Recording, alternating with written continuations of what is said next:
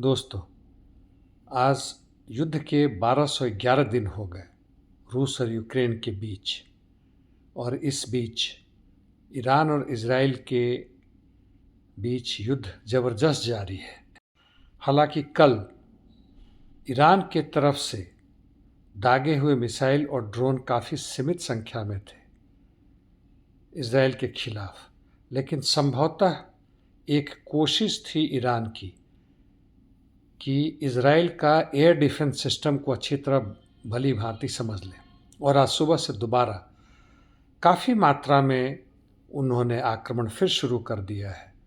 और आपको पता होगा कि इज़राइल के कई महत्वपूर्ण ठिकानों पर उन्होंने आक्रमण किया है, जैसे कि मोसाद के हेडक्वार्टर पर भी उन्होंने आक्रमण करके उसके काफ़ी बिल्डिंग को बर्बाद कर दिया है। और तेल अवीव के अन्य क्षेत्रों में भी, हैफा में अब तेल का उत्पादन इज़राइल की तरफ से तकरीबन बंद सा हो गया है। दूसरी तरफ ईरान के अंदर भी तेहरान और उसके इर्द गिर्द इलाकों में बहुत ज़बरदस्त बमबारी की है इज़राइल ने। और अंतर्राष्ट्रीय स्तर पर कहें तो G7 की मीटिंग में कल भी मैंने इसकी चर्चा की थी कि ईरान को यह हक दिया जाता है कि आत्मरक्षा के लिए वह कहीं भी आक्रमण कर सके। कमाल की आत्मरक्षा है। और अमेरिका के राष्ट्रपति ट्रंप G7 की मीटिंग के बीच से उठकर चल पड़े, क्योंकि वह युद्ध शांति नहीं चाहते अभी। और अमेरिका ही नहीं, इंग्लैंड वगैरह से भी काफ़ी मात्रा में उनके फाइटर शिप्स और फाइटर जेट्स मिडिल ईस्ट में पहुंच रहे हैं। ऐसा लगता है कि वह भी अब इस युद्ध में शामिल होंगे।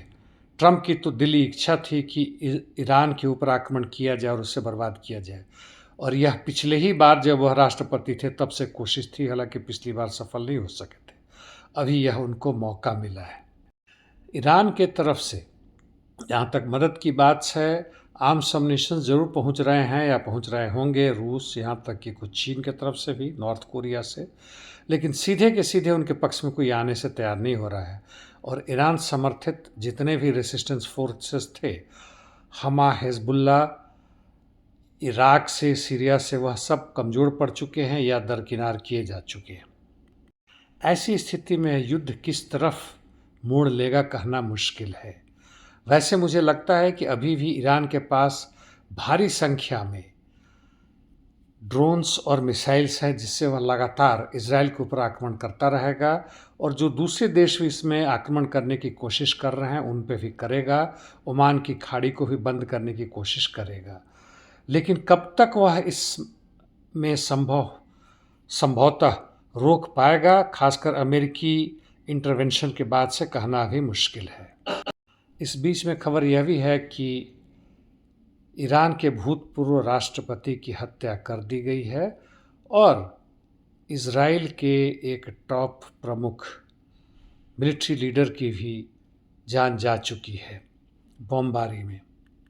जहाँ तक रूस यूक्रेन की बात है, रूस का जापोरिजिया में नया फ्रंट तो नहीं है, लेकिन पुराने फ्रंट पे ही, यानी ओरिखो से लेकर वेलिका नोवोसिल्का तक से, और दूसरी तरफ पोक्रोवस्क से लेकर तुरस्क से वह कॉन्स्टेंटिनोवका की तरफ बढ़ रहे हैं। यानी दोनेत्स्क की हर तरफ से वह पूरी की पूरी आज़ादी चाहते हैं, लिबरेट करना चाहते हैं।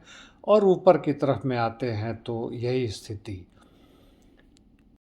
चासिव सिवर्स्क में है, और पूरे पूर्व उत्तर में यानी लाइमान से लेकर कुपियांस दिशा में भी है, और सूमी में भी उनकी बढ़त काफ़ी तेज़ी से है।